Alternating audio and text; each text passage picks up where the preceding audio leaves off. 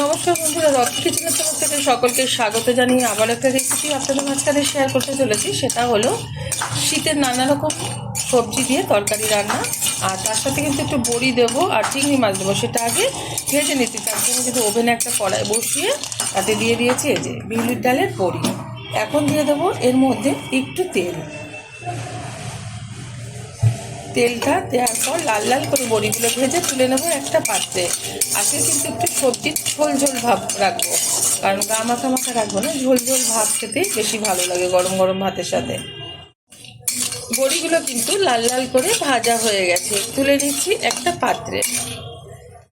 বড়িগুলো ঢেলে নেওয়ার পর কড়াইতে কিন্তু আবারও আমি কিছুটা পরিমাণে তেল ব্যবহার করেছি। এবার দিয়ে দেবো তেলের মধ্যে সামান্য পরিমাণে একটু হলুদ গুঁড়ো, দিয়ে দিচ্ছি সামান্য পরিমাণে একটু লবণ। এবার দিয়ে দেবো বেছে রাখা চিংড়ি মাছ।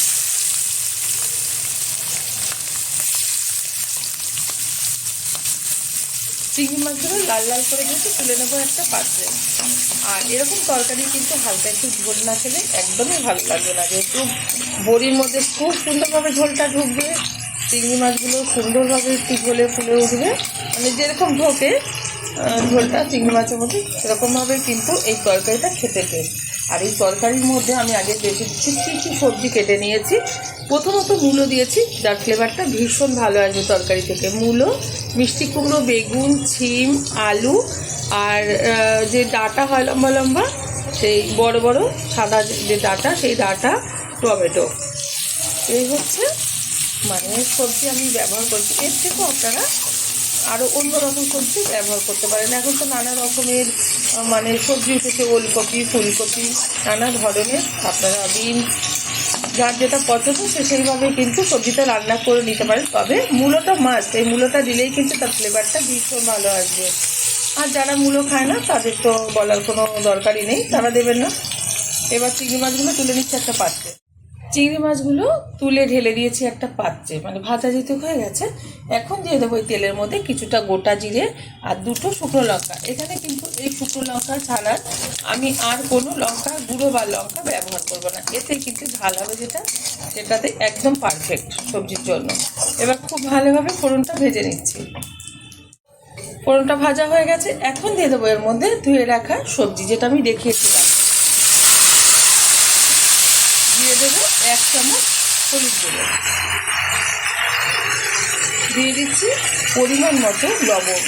ঝোল রাখবো সেই অনুযায়ী কিন্তু লবণটা বুঝে ব্যবহার করছি।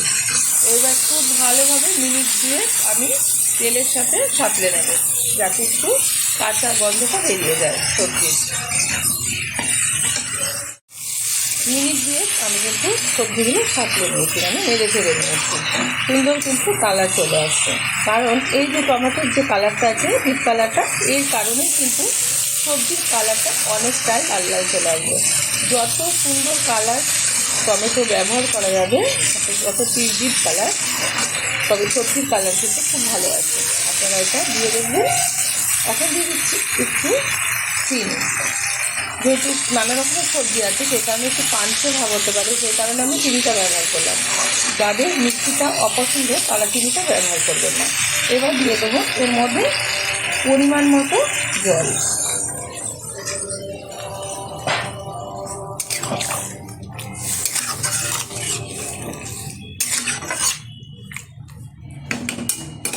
ঢেকে দিচ্ছি 10 মিনিটের জন্য। 10 মিনিট বাদে কিন্তু আমি চিংড়ি মাছ, ধনেপাতা আর বড়িটা ব্যবহার করব। 10 মিনিট বাদে ঢাকনাটা তুলে দিচ্ছি। আর এটা কিন্তু হাই আছে, আমি রান্না করে নিচ্ছি। প্রায় 80% মতো সিদ্ধ হয়ে গেছে সবজিটা। এখন দিয়ে দেবো এর মধ্যে ভেজে রাখা এই যে বড়ি, চিংড়ি মাছ আর ধনেপাতা কুচিয়ে নিয়েছিলাম, দিয়ে দিলাম ধনেপাতাটা। ভালোভাবে আবারও মিশিয়ে দিচ্ছি। আমার এই রেসিপি যদি আপনাদের ভালো লেগে থাকে, আপনারা অবশ্যই আমার চ্যানেলটিকে সাবস্ক্রাইব করবেন, লাইক করবেন, শেয়ার করবেন। শীত থাকতে থাকতে এরকম একটা সবজি আপনারা করে খেয়ে দেবেন, সবজির ঝোল আশা করি ভালো লাগবে। আবারও ঢেকে দিচ্ছি 5 মিনিটের জন্য। ঢাকনাটা তুলে দিচ্ছি। খুব সুন্দরভাবে কিন্তু সব সবজিগুলো সিদ্ধ হয়ে গেছে। এই অবস্থাতেই নামিয়ে ঢেলে দেবো একটা পাত্রে, গরম গরম ভাতের সাথে সার্ভ করব। দেখা হবে পরের ভিডিওতে নতুন কোনো রেসিপি নিয়ে। ধন্যবাদ।